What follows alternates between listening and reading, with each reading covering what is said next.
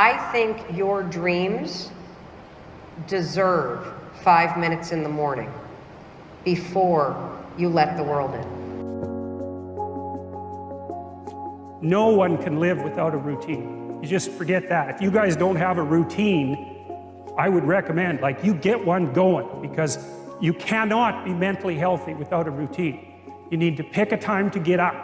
Whatever time you want, but pick one and stick to it, because otherwise you dysregulate your circadian rhythms and they regulate your mood.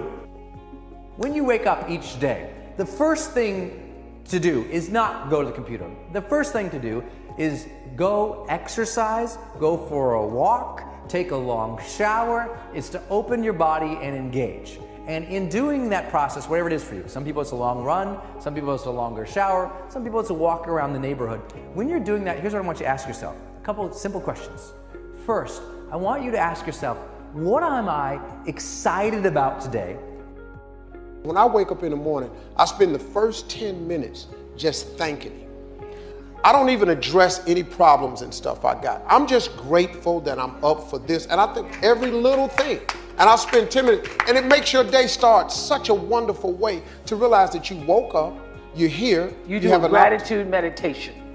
Wake up in the morning, shower, go to a quiet place in your home or apartment, sit down for 5 minutes, close your eyes. You can do a couple of breathing exercises, and maybe just take a few deep breaths to relax yourself, and then start having that conversation with yourself. I want you to begin your day with enthusiasm. Optimism is the magical formula that creates greater happiness in our lives. To have something to look forward to. Steal away someone's vision for a good future, and you quickly see them fall into depression. But when we have a great connection to something in the future that we look forward to, even if it's just this day, that creates the charge within us. So walk around, take your laps, do whatever you have to do in the morning, but ask yourself, what is it that I'm excited about today, or could be enthusiastic about today? This is a really good day. My vortex is full of manifested potential. My vortex is a now reality that I can feel my way into. Today I intend to feel exhilaration about things not yet manifested, because I understand the reality of them. You must come up with a morning routine that you do every single morning, or at least more mornings than not, that puts you in control of yourself and in control of your day.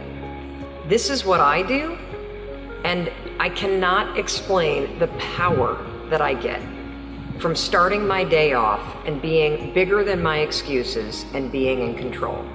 First and foremost, wake up on time. When that alarm goes off, get your butt out of bed. 5, 4, 3, 2, 1, go.